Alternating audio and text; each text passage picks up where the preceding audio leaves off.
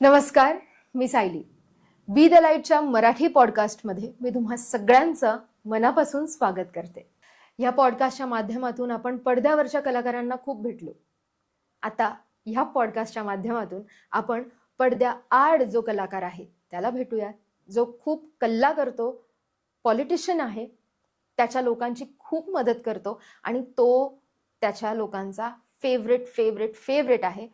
ते त्याला भैया म्हणून हाक मारतात. तर तुमच्या भैयाला आणि माझ्या मित्राला म्हणजेच संकेत खळदेला आपण या पॉडकास्टमध्ये वेलकम करूयात.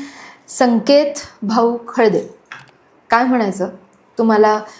कसं इंट्रोड्यूस करू, तुम्हीच सांगा. कसंही इंट्रोड्यूस करू शकता तुम्ही. संकेत म्हणू, भाऊ म्हणू, संकेत, भैया म्हणू, काहीच नको, नॉर्मल संकेत. ग्रेट. संकेत, कसा आहेस तू?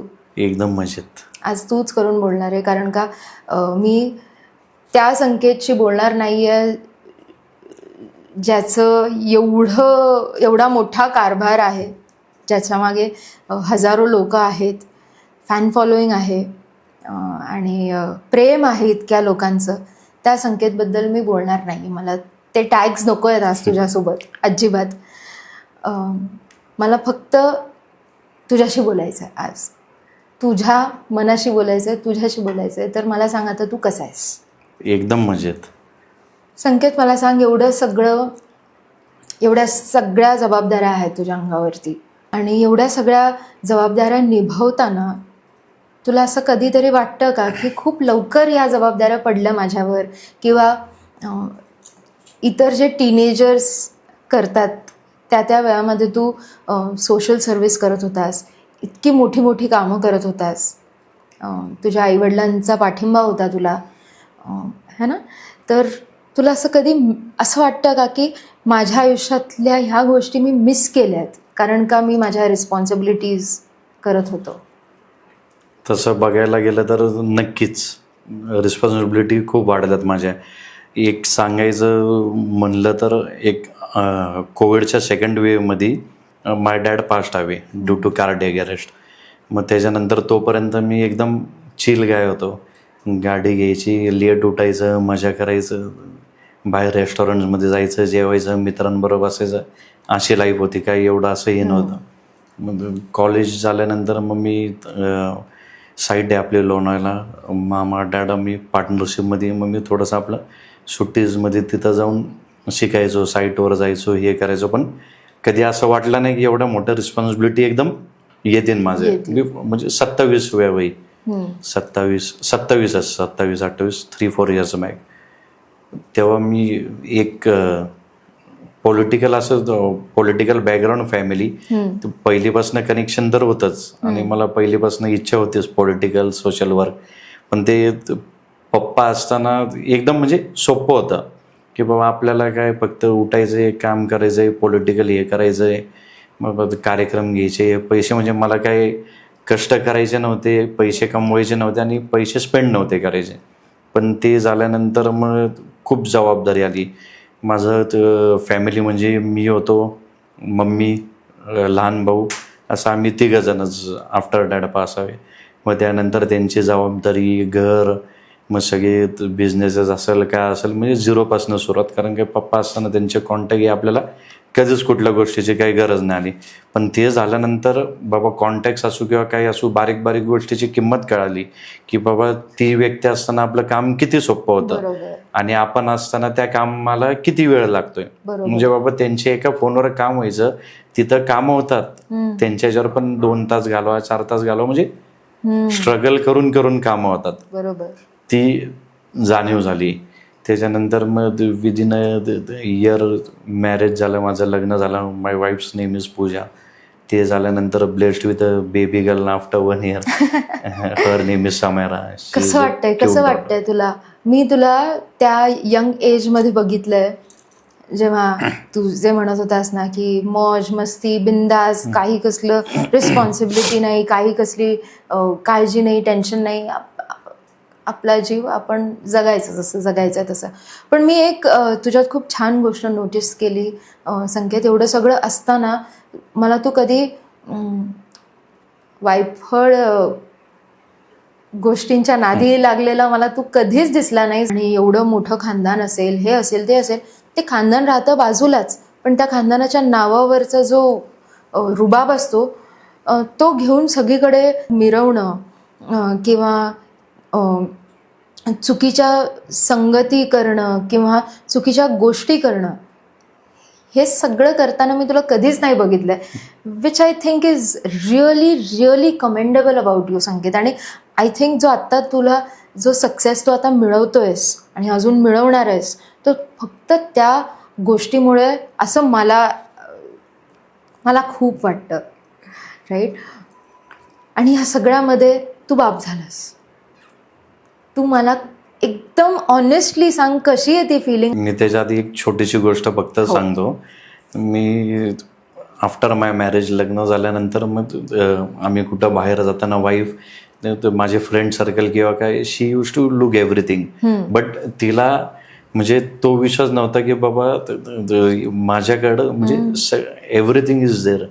माझ्या वडिलांच्या आशीर्वादाने, आई वडिलांच्या आशीर्वादाने सगळे, पण की बाबा सगळे ज्या काही गोष्टी करतात किंवा काय आजच्या जनरेशननी किंवा बाबा माझ्यासारख्या लाईफस्टाईल किंवा ह्याला की कसं काय, हे म्हणजे तिला पण बिलीव्ह होत नव्हतं. हो, आश्चर्यजनकच गोष्ट आहे ही, की का नाही तू चुटकी बजा के you can have things whatever you want.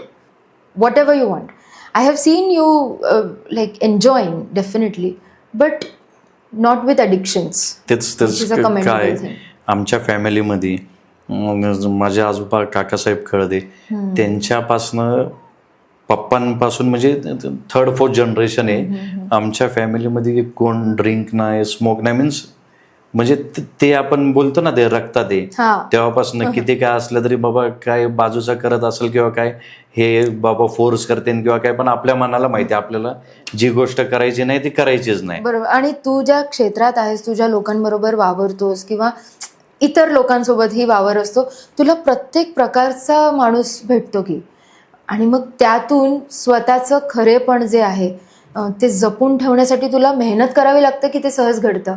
खूप मेहनत करावी लागते. इझिली माझ्या आयुष्यात मला काहीच भेटलं नाही आणि भेटतही नाही. त्याच्यामुळे मी पण माझ्या आयुष्यात एक हेच ठेवलं की बाबा आपल्याला इझिली काही भेटत नाही, त्या गोष्टीला आपल्याला स्ट्रगल करायचंय, कष्ट करायचे. भेटते मला गोष्ट स्वामींच्या कृपेने. काय मला अडचण असेल किंवा काय, मी डिरेक्टली त्यांच्यावर सोडून देतो. स्वामी मार्ग दाखवते, याच्यातनं काढते काय काढायचं. आणि माझा अनुभव असा आहे की कुठलीही गोष्ट माझी त्यांच्या आशीर्वादाने, कुठली गोष्ट माझी थांबत नाही. मला अडथळे येतात, सगळे येतात, पण मला बरोबर त्या सिच्युएशनला स्वामी त्या गोष्टीतनं बाहेर काढतात म्हणजे काढतात. माझं खूप एक्सपिरियन्स म्हणजे म्हणण्यापेक्षा माझी खूप मोठी भक्ती. आणि मी त्या ह्याच्यातनं पडतो म्हणजे पडतोच बाहेर, कुठलीही सिच्युएशन असू, काही असू, काम असू, काही असू. आणि खरं तर तेच असतं ना, आपली जेवढी आपल्या आतमध्ये शक्ती असते, ती पूर्ण शक्ती जर आपण त्या भक्तीत लावली तर मला वाटतं त्याचं फळ आपल्याला कुठून तरी मिळतं. आणि त्याला डिले होत असेल मे बी, पण delays are okay for the best, right. तू स्वामींचं सांगितलंस, तू भक्त आहेस सांगितलंस, स्वामींचे आलेले अनुभव सांगा मला. मी स्वामींचा सगळ्यात मोठा हाच अनुभव सांगितला की माझ्या आयुष्यात कुठलीही गोष्ट असेल ती गोष्ट मला सहसा कधीच भेटत नाही. मी त्या गोष्टीपर्यंत पोचतो, सगळं होतं, पण किती वेळा असं होतं की बाबा 100% व्हायला ते 99% गाडी अडकती आणि गाडी परत रिव्हर्स येते. मी जसं स्वामींच्या ह्याच्यात वावत गेलो, स्वामींच्या ह्याच्यात मला जसं भक्ती यायला लागली. मी एक सांगायचं गोष्ट बोलल्यावर, मी सकाळी उठल्यावर मी ब्रेकफास्ट करायच्या आधी मी पहिली माझा स्वामींचा जप असतो. दत्तांचे 2 पुस्तकं असतात, दत्त 52 असतं, अध्याय असतात, हनुमान चालीसा असतं, ते मी ज्यावेळेस करतो त्याच्यानंतरच मी घरातनं बाहेर पडतो. आणि पडताना माझ्या निघताना स्वामींना घेऊनच बरोबर बाहेर पडतो की स्वामी माझ्या बरोबर चला, माझ्या पाठीशी उभा राहा. किती सुंदर, किती हे करूनच मी घरातनं बाहेर पडतो. म्हणजे प्रत्येक ह्याच्यात माझ्या गाडीत बघितलं, कुठं बघितलं, सगळीकडे स्वामीच दिसणार, सगळीकडे स्वामीच दिसणार. माझं इव्हन स्टेटस बघितलं, व्हॉट्सअपला डीपी बघितलं, कित्येक वर्ष असं असेल की स्वामींचा फोटो तसाच आहे. बरोबर. आणि तू एक अजून एक खूप सुंदर गोष्ट म्हणालास की मी घरातून बाहेर निघताना स्वामींना घेऊनच बाहेर निघतो. तर तुला माहिती आहे का, देवाकडे काही तुम्ही सगळ्यात मोठं काहीतरी मागू शकता, तर ते आहे देवाला देवाकडनंच मागणं.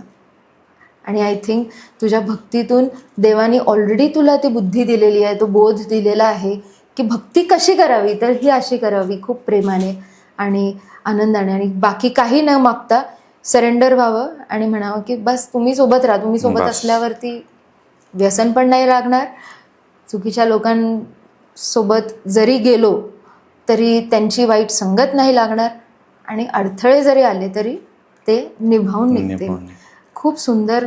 आणि तू मला सांग, असं काय झालं ज्यामुळे तू स्वामी भक्त, म्हणजे एक आपण असतो ना चॉईस करतो, बरेच देव आहेत आपल्याकडे, गणपती बाप्पा आहे, विष्णू बाप्पा आहे, लक्ष्मी देवी आहे, मा काली आहे, असे बरेच देवदेवता आहेत, माऊली आहेत, स्वामीच का?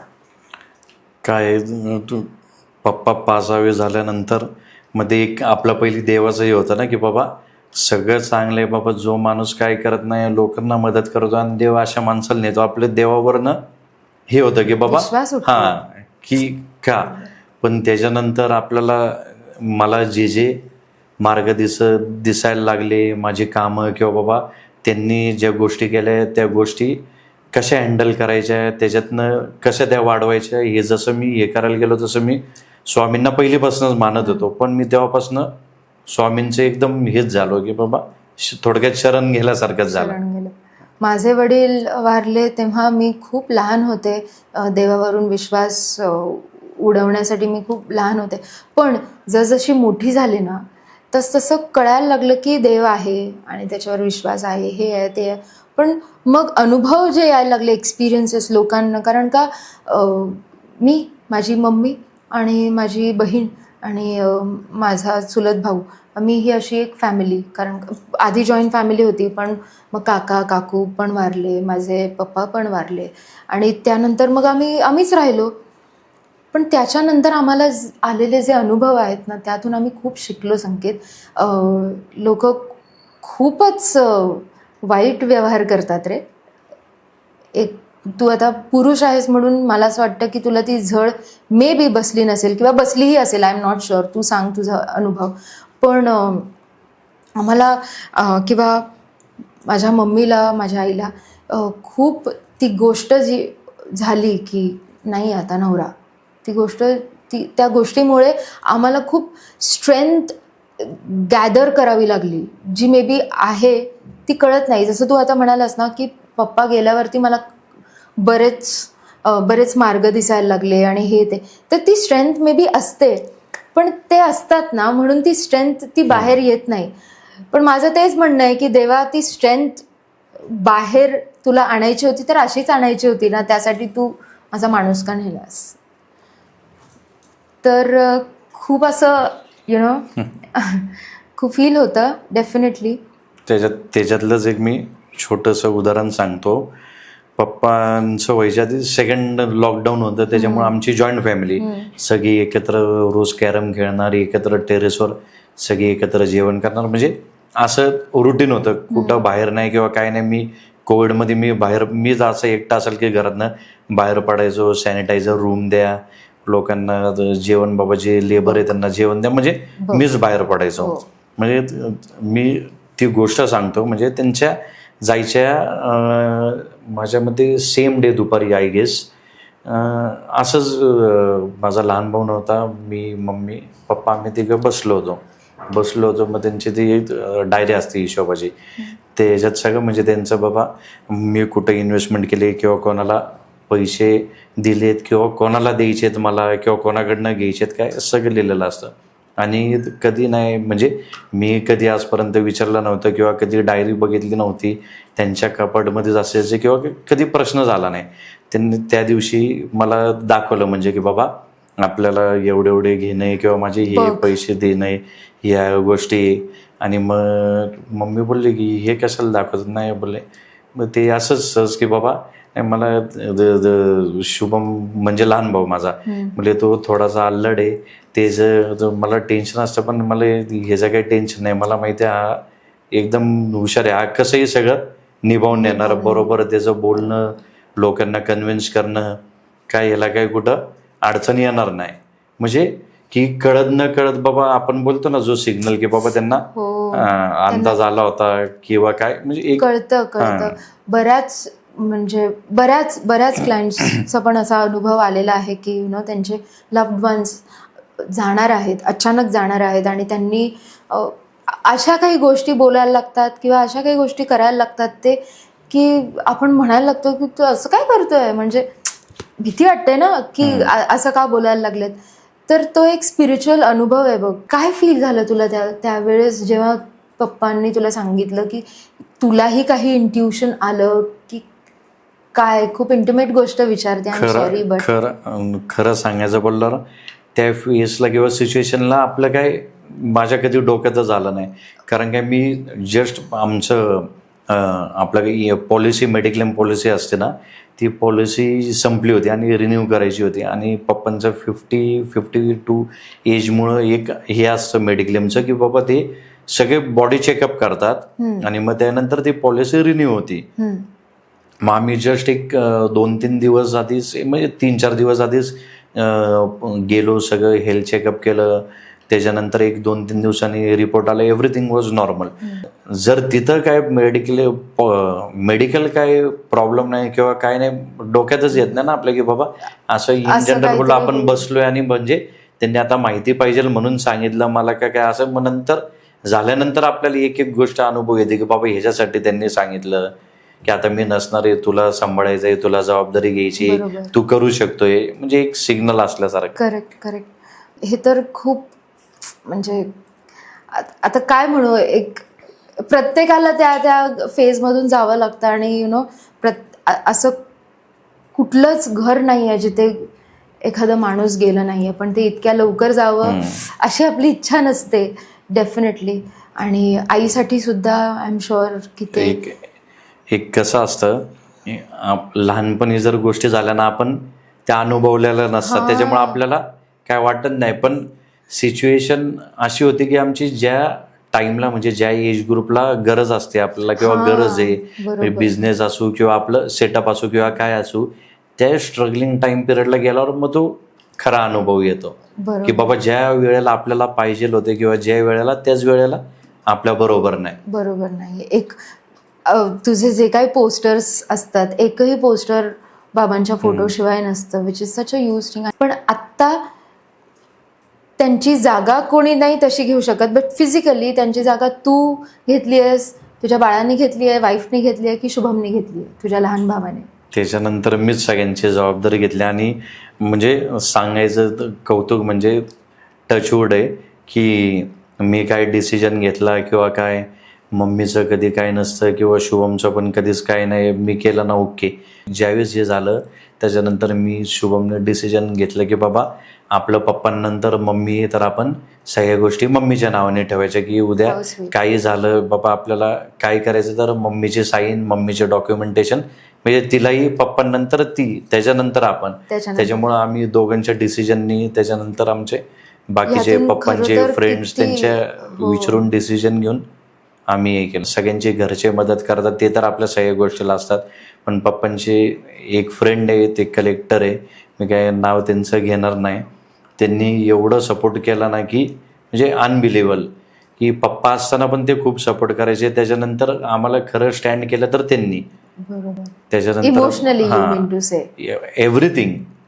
घरचे तर असतातच, काका आहे किंवा जॉईंट फॅमिली, मामाचं पण खूप प्रत्येक बारीक बारीक गोष्टीला त्यांची खूप मदत असते किंवा काही असं डिसिजन असेल तरी मी त्यांना सांगतो किंवा तेही प्रत्येक गोष्टीला म्हणजे बारीक बारीक गोष्टीला. त्याच्यानंतर ते आहेच, घरचे काका पण आहेत, त्यांनाही काय सांगितलं त्यांची सगळ्या गोष्टीला मदत असतेच, असं काही नाही की कोणाचं जॉईंट फॅमिली असल्यामुळे ते काय. आणि ह्यातून किती शिकण्यासारखं आहे, कारण का मला नाही वाटत की ह्या ज्या सगळ्या गोष्टी तुम्हाला आता सांगतोयस त्या खूप लोकांना माहिती असतील. त्या लोकांसोबत असतो जी यंग जनरेशन तुला फॉलो करते, त्यांच्यासाठी तू खूप खरंच प्रत्येकरित्या इन्स्पिरेशन आहेस. I have seen your wife, तू खूप खुश ठेवतोस तिला, टचवूड, तू खूप खुश ठेवतोस. तुझं लेकरू पण खूप गोड आहे आणि तुझ्यासोबत खूप तुमचा एक जिव्हाळा आहे, तुम्ही तिच्यावर सुद्धा तेच संस्कार कराल.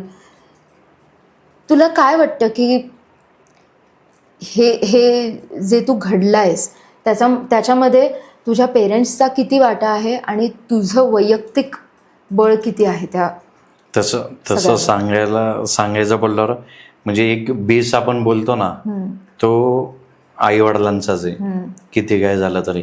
त्याच्यानंतर कसं आहे म्हणजे आता ज्याला त्याला आमचं नाव मोठं आहे किंवा कसं म्हणजे बाकीच्यांनी ज्याला त्याला असं वाटतं की बाबा ह्यांच्याकडं आहे, यांच्याकडं जागा जमीन आहे किंवा काय वडिलांनी ठेवलंय, मग हे फक्त आपले राजकारणासाठी खर्च करतात किंवा बाबा मजा करतात. पण किती गोष्टी अशा आहेत की मी माझ्या स्वतः बिल्ड केल्यात.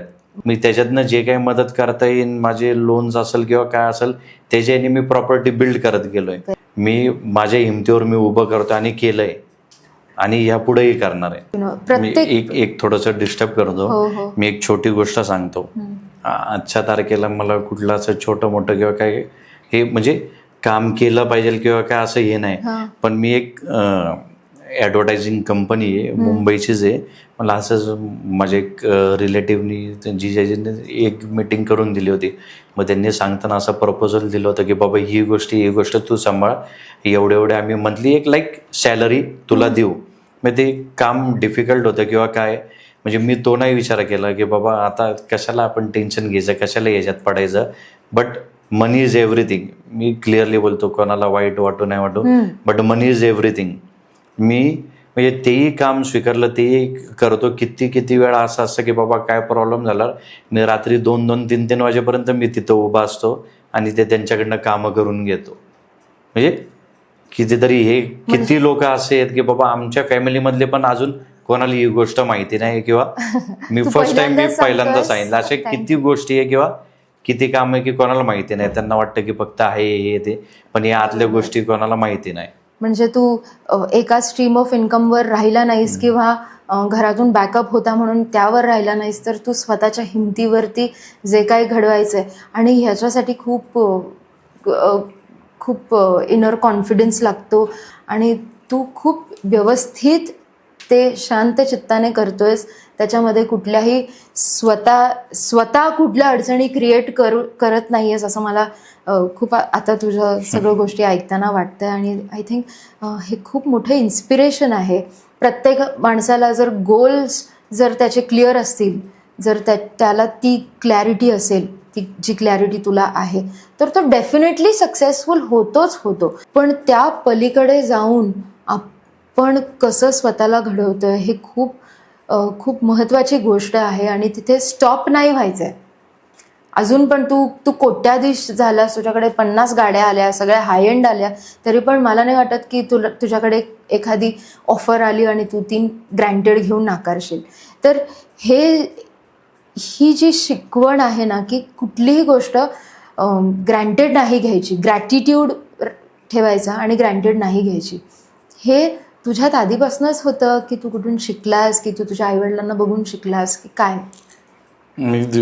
पप्पा गेल्यानंतरची हे सगळे फेज आहे. त्याच्यानंतर मी शिकत सगळ्या लोकांचा अनुभव घेत, कोण कसं आहे, काय कसं आहे, म्हणजे आपले घरचे असताना, पप्पा असताना कसे होते, की आपले घरचे असताना आपले रिलेटिव्ह पण कसे असतात आणि नसताना कसे असतात.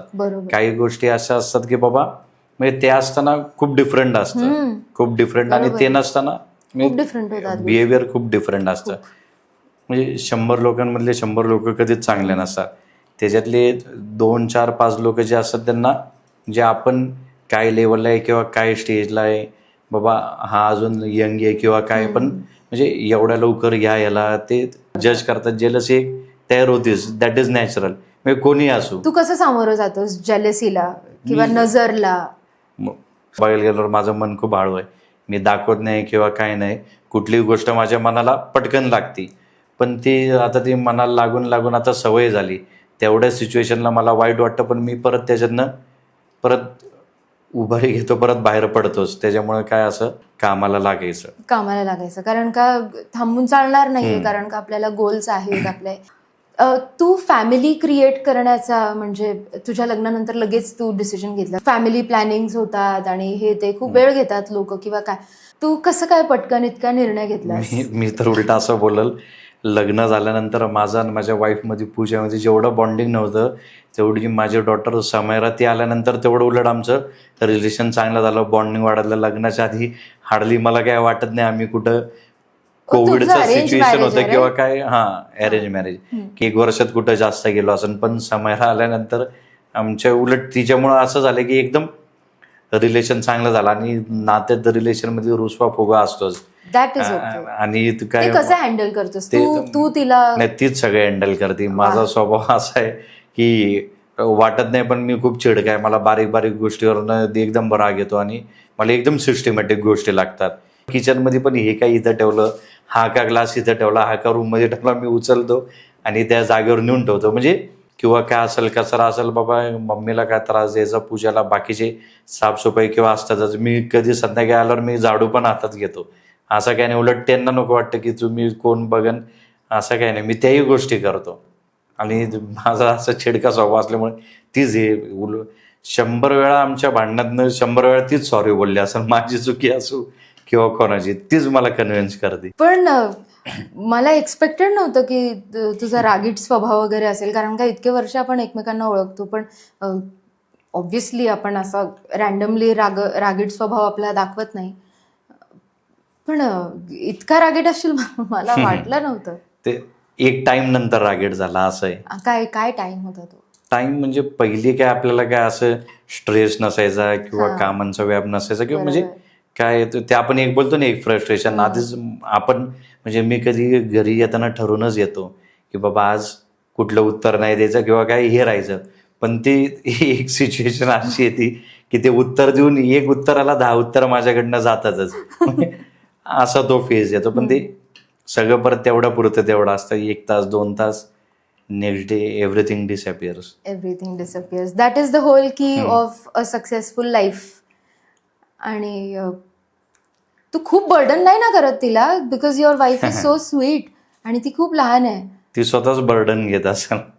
अरे आता तिलाही काय झालं, तिलाही आता हळूहळू गोष्टींची आता तिलाही माहिती झाली की बाबा कुठली गोष्ट मला कशी लागते किंवा काय लागते. म्हणजे एक परत समायराचं तिच्या जास्त करून म्हणजे चिडचिड किंवा काय माझं असेल किंवा तिचं ही जी सिच्युएशन अशी आहे की बेबी झाल्यानंतर लक्षात येतं. बेबी झाल्यानंतर बेबी एवढे त्रास देतात, खायला त्रास, 1-1, 1.5-1.5, 2-2 तास खायला लावतात. म्हणजे प्रत्येक गोष्टीला रडणं, लवकर झोपणं नाही. मग ती चिडचिड, तो राग पटकन निघून जातो. अशा गोष्टी असतात ते. आणि बेबीची काय काय रिस्पॉन्सिबिलिटी घेतो तू? बेबीची मी तिचे डायपर्स पण चेंज करतो, मी तिला डायपर घालतो, मी तिला ड्रेस करतो, मी तिला माझ्याबरोबर आंघोळ घालतो मी तिला. आणि तिला मी म्हणजे लेट जर निघणार असेल, मी 20 दिवसातनं 10 दिवस तर ती माझ्याबरोबर भात घेत असेल. परत जेवण पण मी घरी असेल तर तिला माझ्याच हाताने जेवण जेवायचं असतं. डॅडू चारणार मला, तू चार मला. तुझा मी नेहमी हेच म्हणते, माझ्या डायरीत सुद्धा हे मेन्शन आहे, मी खूप पर्सनल गोष्ट शेअर करते की जेव्हा कधी मला बाळ होईल, मला पाहिजे की ती मुलगी व्हावी. कारण का मला ते बाळ माझ्यासाठी नको आहे, मला आई व्हायचं आहे म्हणून नको आहे. मला ते बॉन्ड बघायचं आहे, बाप आणि मुलीचं जे बॉन्डिंग असतं की नाही, ते प्रेम असतं की नाही, ते मला नाही, मी माझ्या आयुष्यात नाही. मग कारण का माझे पप्पा बाहेरगावी असायचे, दुबईला असायचे, त्यामुळे काय यायचे तर माझ्या वाट्यालाच. कारण का माझे पप्पा, तो माणूस इतका गोड माणूस होता की मुंग्या सगळ्या चिकटलेल्याच असायच्या त्याला. सगळे जण त्यांच्या अवतीभोवतीच असायचे. ते ना माझ्या मम्मीच्या वाट्याला यायचे ना आमच्या, तर मला लक्षातच नाही. फार असे 4-5 छान क्षण असतील जे मला लक्षात आहेत, त्या व्यतिरिक्त नाही. तर मला ना ते सगळं बघायचंय कसं असतं. खरं तर तुझं कसं आहे मला सांग ना.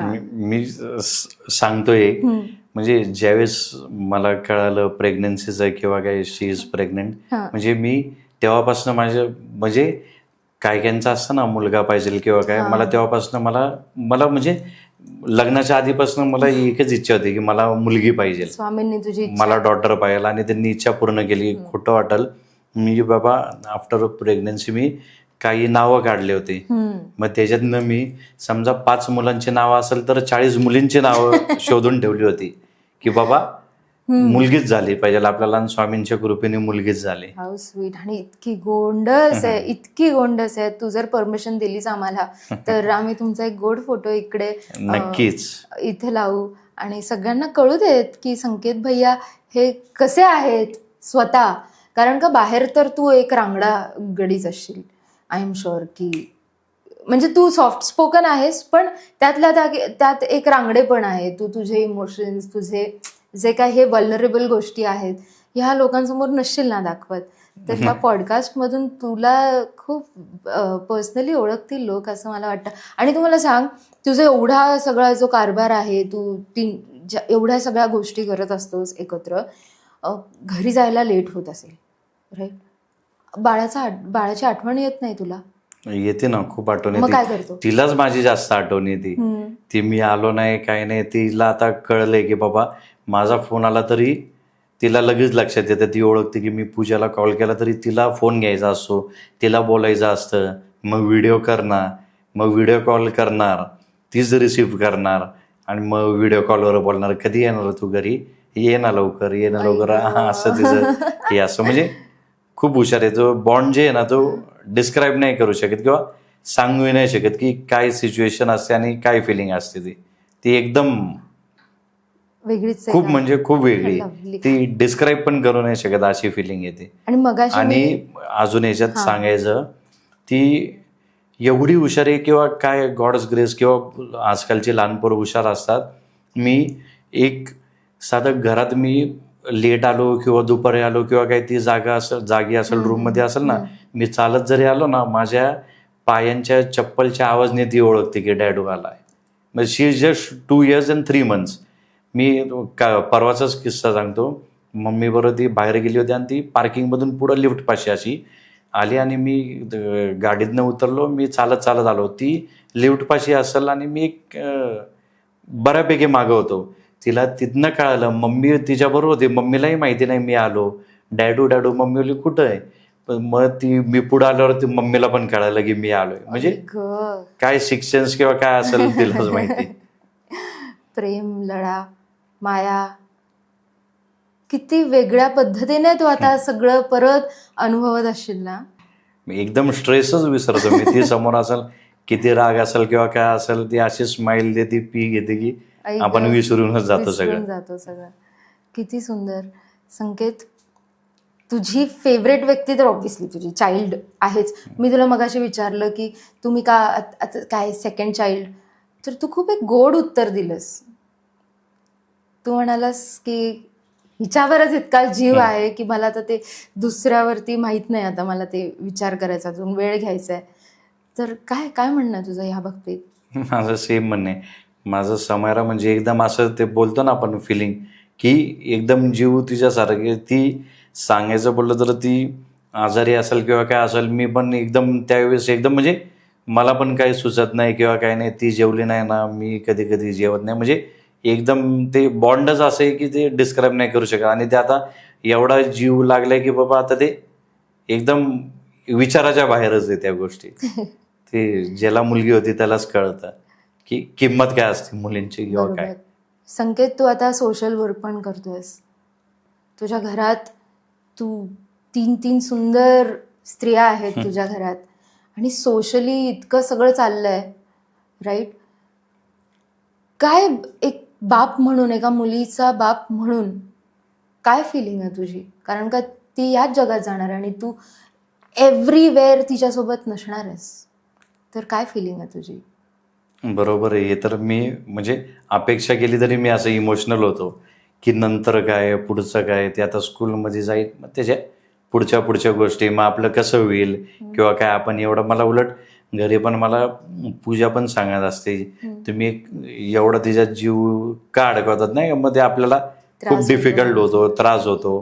पण ते एक बॉन्ड आहे, काय ते कसं सांगणार, ते त्याला शब्दच नाही सांगायला किंवा काय. आणि माझं ते मन असं आहे की मी तिला काय करू काय नाही असं मला होतं. तिने एक गोष्ट बाबा काय आपण विचारलं तर मी 10 गोष्टी करतो. म्हणजे एकदम ते बॉन्डच खूप डिफरंट आहे. मग मी स्वतःहूनच ड्रेस घेऊन येतो, मी स्वतःहूनच तिला काय लागतं, मीच सगळं तिची शॉपिंग पण मीच करेल, पूजा पण असते बरोबर. पण कित्येक वेळा असं येतं की मी गेलो की मी काही ना काही घेऊनच येतो तिला. घेऊनच येतो. This is so sweet, this is so beautiful. असंच सगळं छान छान छान छान सुंदर राहू देत आणि तुझं मन असंच हॅपी राहू देत नेहमी स्वामींच्या कृपेने. आणि स्वामींची कृपा फक्त तुझ्यावरच नाही, तुझ्यासोबत असणाऱ्या प्रत्येक जोडला गेलेल्या प्रत्येक माणसावर असू देत, हीच मी त्यांच्याकडे प्रे करते मी. आणि आत्ता आपण एका लास्ट सेगमेंटवर येऊयात, जो माझा आवडता सेगमेंट आहे या पॉडकास्टचा. संकेत, आपल्या आयुष्यात एक आवडती व्यक्ती असते आणि फेवरेट असते, पण ना एक गोष्ट असते जी बोलायची राहून गेलेली असते त्या व्यक्तीला. तर आत्ता ह्या सेगमेंटमध्ये तुला फक्त डोळे बंद करायचे आहेत, त्या व्यक्तीसोबत ॲक्च्युली बोलायचं आहे, हार्ट टू हार्ट.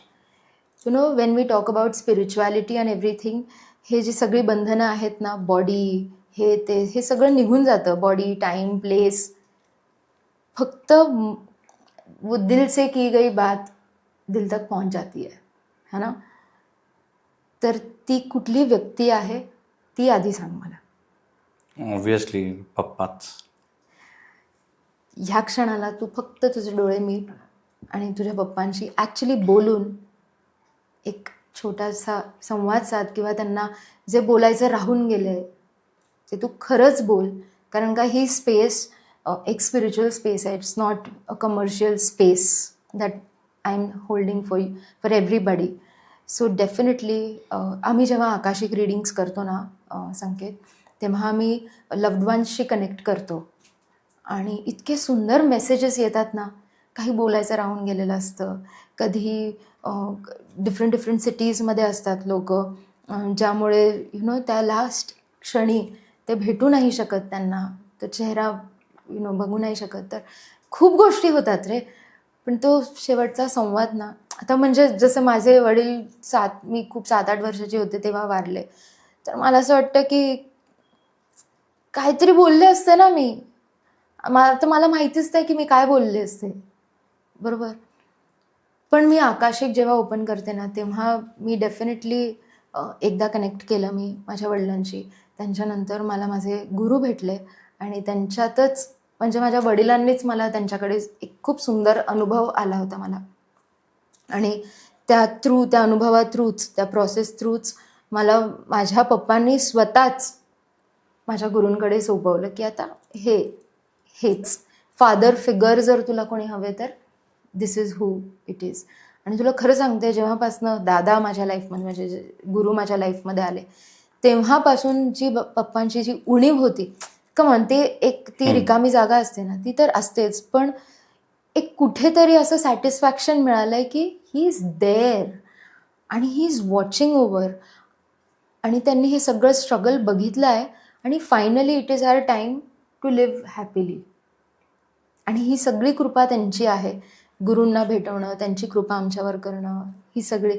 सो आकाशिकमधून ना आम्ही खूप सुंदर स्पेस होल्ड करतो त्या प्रत्येक व्यक्तीसाठी ज्यांना ते लास्ट बोलणं जे आहे ते करायचं आहे. तर डेफिनेटली मला माहिती आहे त्याचं महत्त्व किती आहे. त्यामुळे तू पूर्ण ही तुझी स्पेस घे, ही तुझी जागा आहे, तुझी स्पेस आहे, तुझ्या लोकांसाठी आहे, तुझी लोकं बघणार आहेत तुला आणि ते इन्स्पायर होणार आहेत, शिकणार आहेत आणि तुझ्याशी एका वेगळ्या पद्धतीने कनेक्ट करणार आहेत. तर just be yourself, close your eyes and just talk to your father.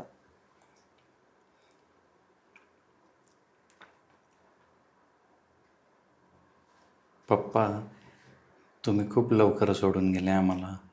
जे आमच्या एजमध्ये किंवा ज्यावेळेस तुम्ही पाहिजे होते, आम्हाला तुमची खरी गरज होती, त्याच वेळेस तुम्ही आमच्याबरोबर नाही आहे. तुम्ही आज असते तर तुम्हाला पण खूप आनंद झाला असता किंवा तुम्हाला पण खूप चांगलं वाटलं असतं की बाबा आपले दोन्ही मुलं असेल ते कुठं काय चुकीच्या मार्गाला गेले नाही किंवा चुकीच्या काही गोष्टी केल्या नाही त्यांनी. ते आपलं नाव काय मोठंच करतात आणि मोठंच कमवतात. ते कुठंही तुमच्या नावाला किंवा काय तुम्हाला कोण नावं ठेवल किंवा तुमचं नाव कमी कराल अशी कुठलीच कामं करत नाही आम्ही दोघं पण. तुम्ही इथं असता तर तुम्हाला खूप म्हणजे खूप आनंद झाला असता की बाबा आपले दोन्ही पोरं आपण गेल्यानंतर कष्ट करतात ते, दिवस रात्र पळतात ते, त्यांच्या मम्मीला सांभाळतात ते, वाईफ आहे माझी तिला सांभाळतात ते, डॉक्टरला सांभाळतात ते तुम्ही असते तर तुम्ही समायराला केवढा जीव लावला असता. तुम्ही बाकीच्या माझ्या सिस्टर्सच्या किंवा काय भावाच्या मुलींना किंवा त्यांना तुम्ही म्हणजे जेवढे आवडायचे किंवा जेवढं जीव लावायचे घेऊन फिरायचे, तुम्ही काय करू काय नाही तुम्ही असं समायराला केलं. असं पण आज तिला पण तुमचं प्रेम नाही भेटलं किंवा काय नाही. आणि आम्ही आज जे सक्सेस होतोय किंवा जे आम्हाला सक्सेस करायचं किंवा जे मोठं नाव करायचं ते आम्ही करतोच आहे, पण आज आमच्या दोघांचं काय करतो आम्ही काय नाही ही गोष्ट बघायला तुम्ही पाहिजेल होते. तुम्हाला खूप आनंद वाटला असा. आणि मला माहिती आहे की आम्ही छोट्या मोठ्या काही गोष्टी केली.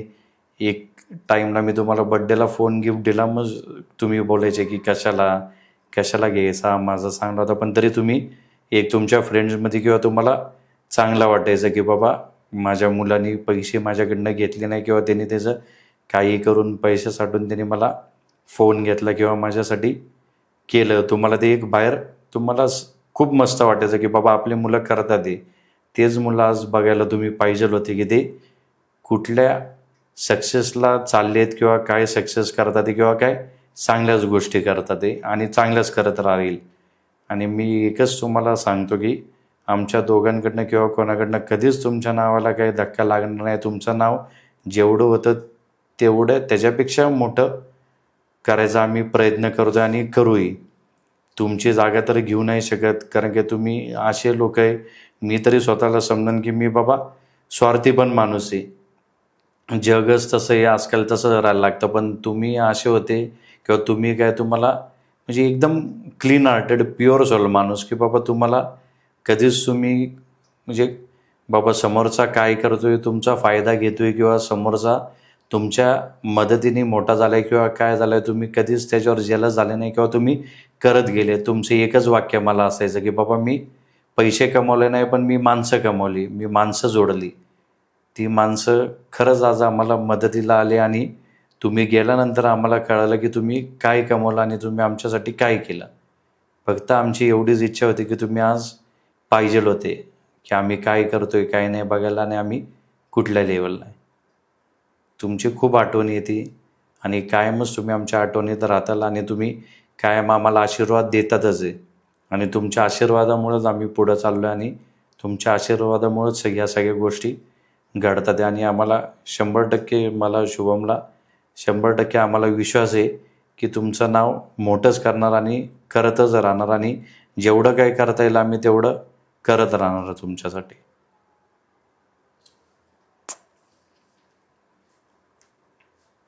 कसं वाटलं? एकदम मस्त. खूप दिवसांनी बोललास असं नाही वाटत आहे? मनातल्या गोष्टी मनातच होत्या. आज बोलून फर्स्ट टाइम अशा शेअर केल्या. नंतर माझं असं आहे की मी मनातल्या गोष्टी मनातच ठेवतो. मी कधीच कुठल्या गोष्टी शेअर करत नाही किंवा कोणाला काही सांगतच नाही माझ्या कुठल्या गोष्टी. छान वाटलं तुझ्याशी बोलून संकेत. तुझी ही वेगळी साईड मलाही माहीत नव्हती. मी तुला इतक्या वर्ष ओळखते, पण मलाही तू आज नव्याने भेटलास. Thank you so much. तू इतक्या पर्सनल गोष्टी, इतक्या गोड गोष्टी, इतक्या छान प्रकारे तू शेअर केल्यास, ज्या आम्हा सगळ्यांसाठीच इन्स्पिरेशन आहेत. आणि जो तुझा निश्चय आहे ना, जो तुझा खरेपणा आहे ना, की मी करणार, बाबांचं नाव मोठं करणार, प्रयत्न करणार, त्या सगळ्या प्रयत्नांना यश मिळो आणि मिळणारच आहे. कारण का तू ऑनेस्टली ती सगळी कामं करतोयस. आता जे तुझे शुभचिंतक आहेत त्यांच्यासाठी संकेतचा एक मेसेज काय असेल तो सांग. माझे जे म्हणजे माझे फ्रेंड्स आहे किंवा सर्कल आहे किंवा मी आज ज्या पॉलिटिकल याच्यात आहे, काहींना वाटत असेल की बाबा मी म्हणजे एक कमी एजमध्ये मी खूप पुढं चाललोय किंवा काय, पण माझ्या मनात किंवा काय कधीच काय नसतं. माझं फक्त एक गोष्ट आहे की बाबा मला तो गोल अचीव्ह करायचा. आणि माझे जे वडिलांचं जे स्वप्न होतं किंवा बाबा ते पॉलिटिकल त्यांना आवडायचं, पण ते स्वतःहून कधी पॉलिटिकली बाकीच्यांसाठी करायचे, पण ते स्वतः करायचे नाही. मला त्यांचं स्वप्न पूर्ण करायचं की बाबा तुमच्यानंतर सक्सेस होणार. मी काय कुठली गोष्ट किंवा काय असं सांगणार नाही की बाबा मला ह्याच पॉलिटिकल ह्याच्यावर जायचं. ज्याला त्याला माहिती आहे मी कुठल्या गोष्टीसाठी, कुठल्या पॉलिटिकल पॉवरसाठी किंवा कुठल्या पदासाठी मी कष्ट करतोय किंवा तयारी करतोय, ती नक्कीच त्यांच्या आशीर्वादाने भेटणार आणि मी ते 100% त्यांचं नाव मोठं करणार आणि ती गोष्ट मिळवणारच मी. काकाने आमच्यासाठी हे केले ते केले, जो तो एकच बोलतो, तू तुझं काम केलंय, तू म्हणजे तयारी चांगली केली, एकदम सगळं, तुला काही कुठं चॅलेंज नाही किंवा तू 100% त्या गोष्टीपर्यंत जाणार आहे. पण तुला काकांची, तुझ्या वडिलांची एवढी मदत होणार की बाबा इनडायरेक्टली जे लोकांना त्यांनी जे काही केलंय ते तुला न मागता ते लोक तुला देणार आहे त्यावेळेस. करेक्ट. आणि ते होणार कारण का तू खूप छानपणे समाजकार्य जे काही करतोयस ते करतोयस. तू जसा आहेस तसा राहून ते सगळं करतोयस, ग्राउंडेड राहून करतोयस. अजिबात तुझ्या बोलण्यात वागण्यात कुठेही तो रुबाब किंवा माज दिसत नाही, which is a very good thing. This is a good sign of a successful leader, right? तर तुझे सगळं हो, तुला खूप खूप खूप यश मिळो आणि thank you so much for coming on the podcast. So much. Thank you so much. I hope तुम्हा सगळ्यांना संकेत जे काही सांगितलं आहे त्यातून तुम्हाला काही ना काही शिकता येईल. ही जी जर्नी आहे ना, कुठली जर्नी, पैसा असू दे, पॉवर असू दे, काही असू दे, एक निश्चय जर नसला, एक पर्पज जर नसला तर या सगळ्याला काहीच अर्थ नाही आहे. हे संकेतदादांच्या पॉडकास्टमधून आपल्याला कळलेलं आहे. तर आय होप तुम्हाला ते आवडलं असेल. जे काय आवडलं आहे या पॉडकास्टमधनं ते तुम्ही आम्हाला कमेंट्समधून कळवा आणि पॉडकास्टला लाईक करा, सबस्क्राईब करा, शेअर करा आणि बेल आयकन दाबायला विसरू नका. Thank you so much.